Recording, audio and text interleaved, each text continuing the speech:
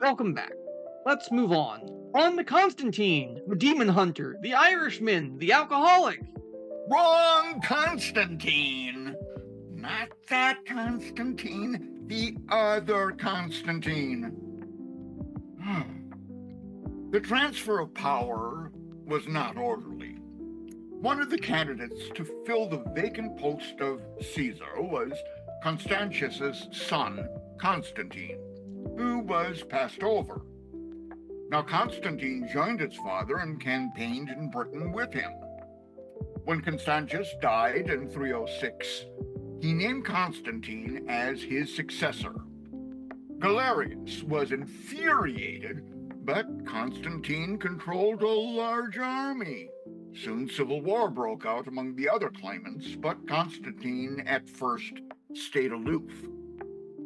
In 305 CE, Diocletian abdicated and retired to a palace in Split.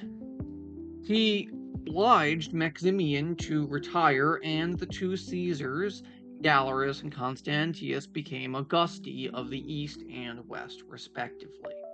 Around 310, he began to promote himself as a favored devotee of the god Sol Invictus.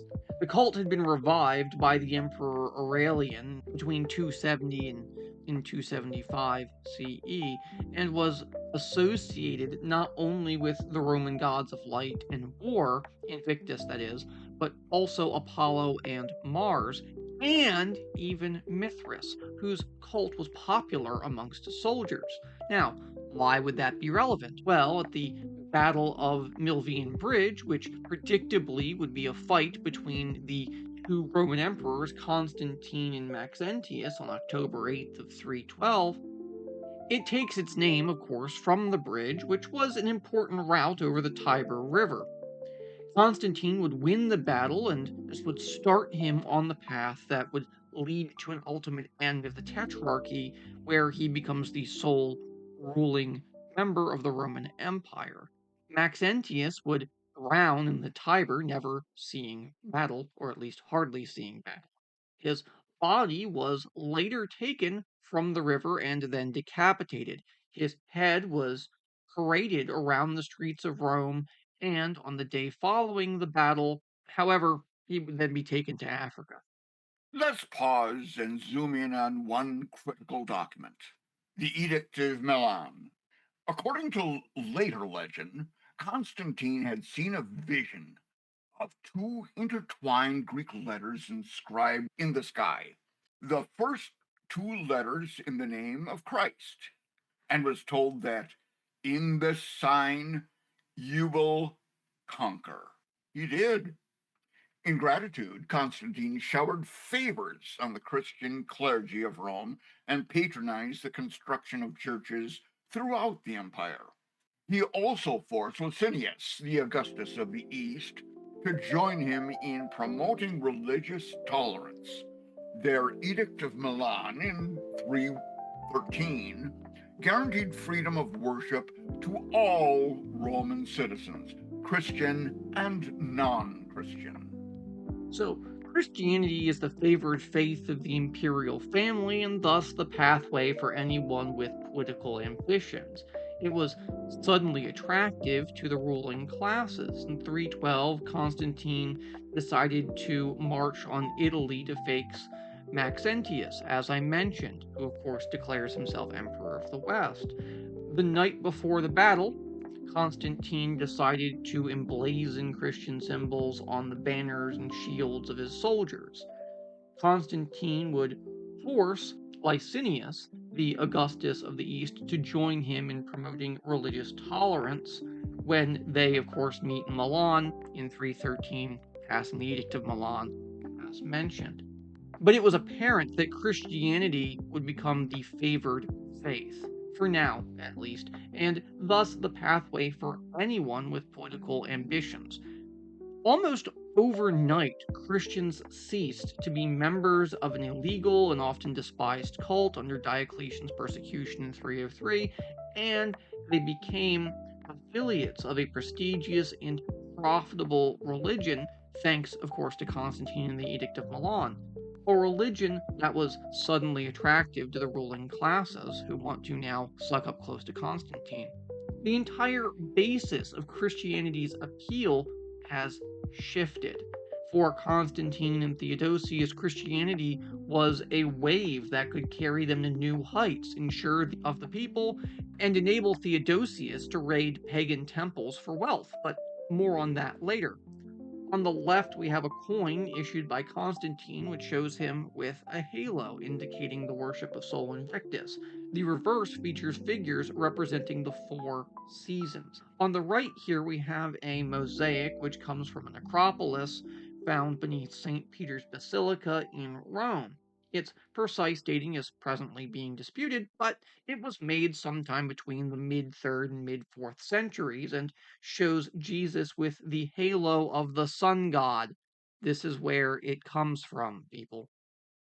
During its maturity from a religious sect to an imperial institution, Christianity would undergo some teething problems. Christianity had no absolute teachings apart from the words of Jesus as reported in the Gospels, and not all Christian communities had access to those same scriptures. Some churches had bishops, priests, deacons, and other office holders. Some had only a handful of believers. Some churches had women as their leaders. Others disapproved of women in authority. Some Christians had come under the influence of Neoplatonism or Manichaeism. Others considered these teachings to be perversions. The Christianity that emerged after Constantine's conversion had to reinvent itself. Members needed to agree on a shared set of beliefs, a shared set of scriptures, and a chain of command. Christianity had developed separately for too long. It was the product of the same diversity that made the Roman Empire very hard to govern. Hierarchy would become a major problem as well. Each major city had a bishop who supervised all the churches and also the rural areas of his diocese. Bishops of the largest cities were called metropolitans. Those who ruled over the oldest and most prestigious of the Christian communities were called patriarchs. Rome's imperial administration provided practical models. Since the empire's basic unit of governance was the city became the basic unit of ecclesiastical administration. Here we have Christian symbols on the Roman frontier. In the late 4th century, just decades after Constantine's conversion, the Christian religion was taking hold even in the northern provinces of the Roman Empire. This stunning fresco is one of many found in Cella Sepulchra, a series of 7 decorated Christian burial chambers constructed in the Roman city of Sopini in the province of Pannonia, now the city of Pécs in Hungary. Portraits of saints adorn the ceiling and wall, which also features the Chi Rho monogram we mentioned earlier. The one that Constantine claimed to have seen in the sky before his victory at the Milvian Bridge. Well, Chi and Rho are the first 2 letters of the Greek word Christos. The new state crafted Christianity would be a patriarchy. These patriarchal cities jockeyed for preeminence. The contenders were Rome, Alexandria, and Constantine's new city, Constantinople. Rome's claim rested on several foundations. Rome had long been venerated as the place where both Peter and Paul were martyred. According to one of the Gospels, Jesus had designated Peter as his representative. Peter's successors, later bishops of Rome, claimed to exercise those same powers. Constantinople and the Eastern bishops disagreed. They also had to sort out the questions of orthodoxy, heresy, and the role of imperial authority. Most divisive was the theological issue of the early church, which concerned the nature of God. Jesus had taught his followers that he was the Son of God, and after his death, he would leave behind him a spirit that would also be an emanation of God. Many Christians believe that God encompassed a trinity of equal persons: Father, Son, Holy Spirit. Stop me if this sounds familiar.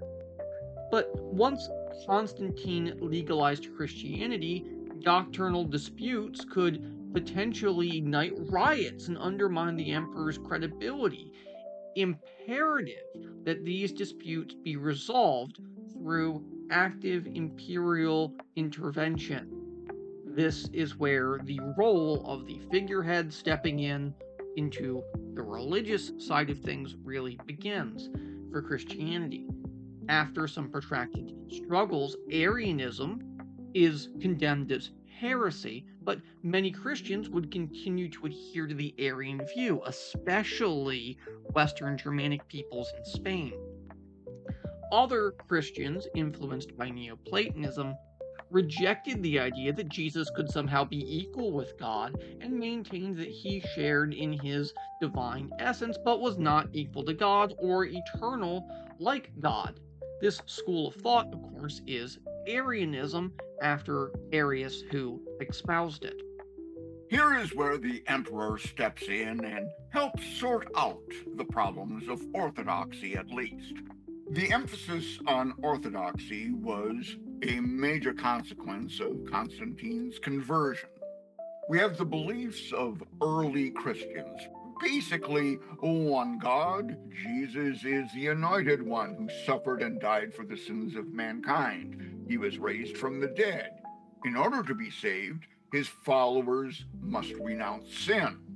In the 4th century, Christian theology had become ever more complex as beliefs came under intense philosophical scrutiny. There were many different schools of Greek and Roman thought, and there arose many different interpretations of Christian doctrine.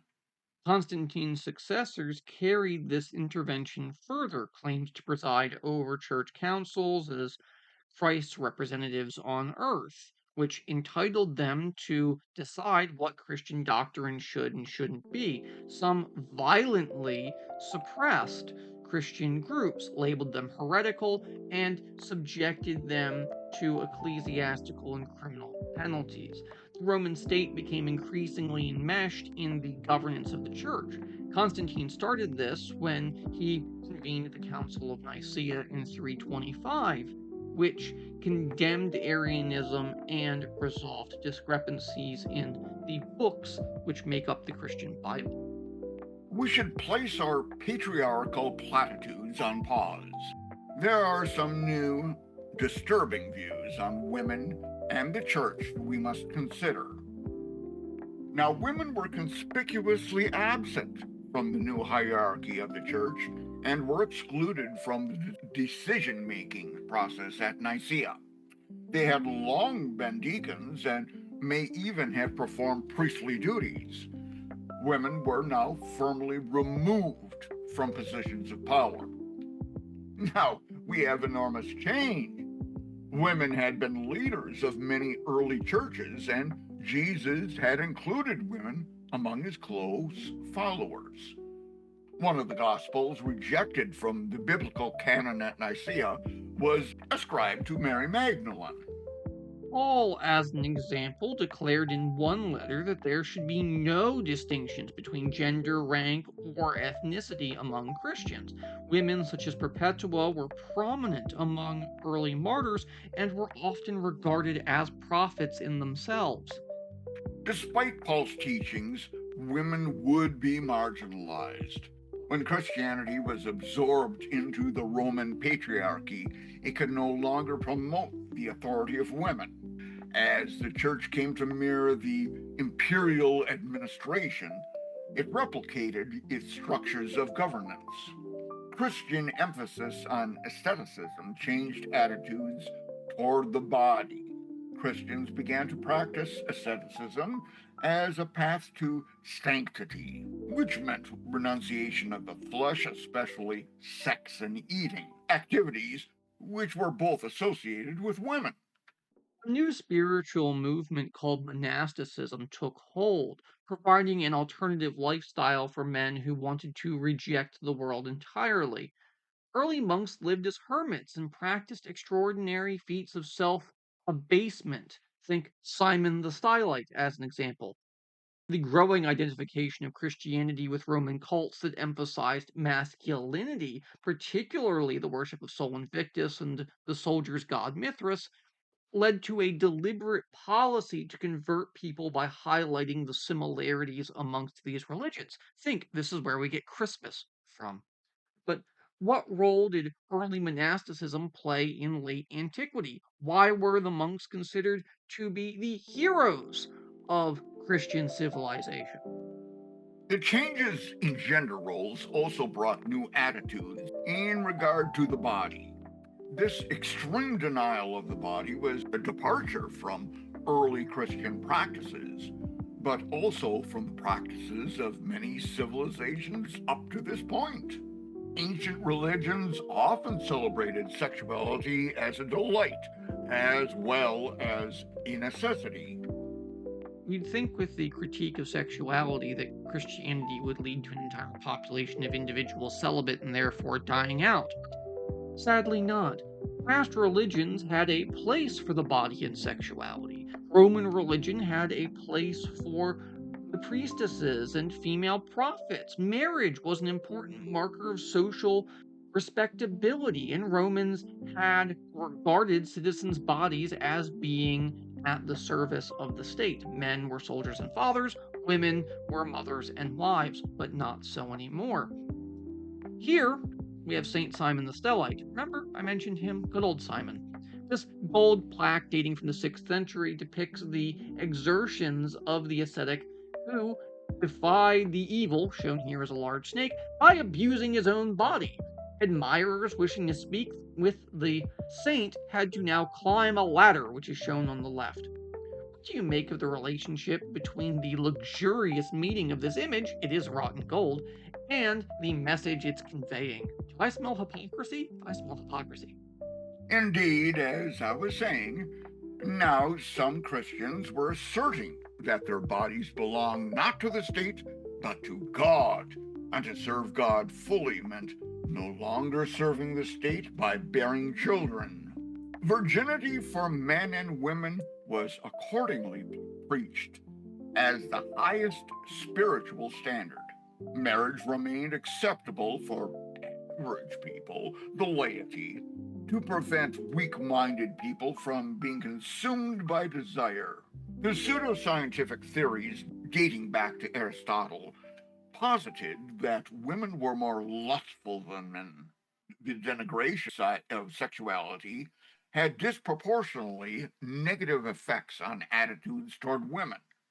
And it wasn't only women, the body, and sexuality that early imperial Christians had some new views on. They began to turn their attention to paganism as well. Constantine kept both pagan and Christian officials in his court and spoke in terms that embraced a non Christian audience. Consider if he hadn't, he probably would have been bawled out and executed. But his successors were less inclined to tolerate any competing faith. There is one exception, though. Constantine's nephew Julian, the apostate, reigning 360 to 363, you'll never guess why, rejected Christianity and attempted to revive traditional Roman piety. His pro pagan edicts would die with him, as Christians would occupy positions of power within the empire. Men and political ambitions were increasingly forced to convert in order to conform to Christian norms. Theodosius would be one of the first to attack pagan customs directly. In 391, the Emperor Theodosius, who reigned between 379 to 395, prohibited pagan worship of any sort within the empire. He removed the sacred altar of the goddess Victory from the Senate chamber in Rome. And, of course, pagan loyalists were prophesying the end of the empire. Enough religion. I am not a religious scholar. I have been up to my ears in this for weeks. Enough. Instead, let's move on to an important historiographical question: East or West? The eastern side of the Roman Empire is far more populous, more prosperous, more central to the imperial policy. The western provinces were poorer and more peripheral. Many western cities relied on transfers of funds from the east. They would also suffer if these funds would dry up, trade, communication would fail, or even when the Roman legions are transferred elsewhere, and we will see a recurring pattern of this as the legions are continually pulled eastward away from the west. Rome itself, which had been demoted to a provincial status under Diocletian, now lost even that nominal position. The Italian city of Ravenna on the Adriatic coast became the new capital of the region. Well, the founding of Constantinople epitomizes the shift in Rome's center of gravity, which moved from Italy to the eastern Mediterranean. Constantine abandoned the tetrarchy, and now succession hereditary, but divided the empire among his three sons, each of whom supported a different faction within the Christian church. The last ruler who governed a united Rome was Theodosius I. He divided the empire between his sons. The growing power of a new Persian dynasty, the Sassanids, forced a shift of Roman military to the eastern frontier, reducing the number of troops stationed elsewhere. As a result, northwestern territories would suffer devastating raids along the very porous frontier throughout Germania. Starting around the 5th century, a new wave of Germanic settlers would move into the empire's oldest provinces, permanently altering both their histories and cultures. Well, let's examine the cracks, which are now full fault lines in the Roman system, which have begun to spread. We have secessionist movements in Britannia, Gaul, Hispania, and Germania. We have high levels of taxes in Egypt. North Africans and citizens living in the empire's interior regions are increasingly ignored by the authorities.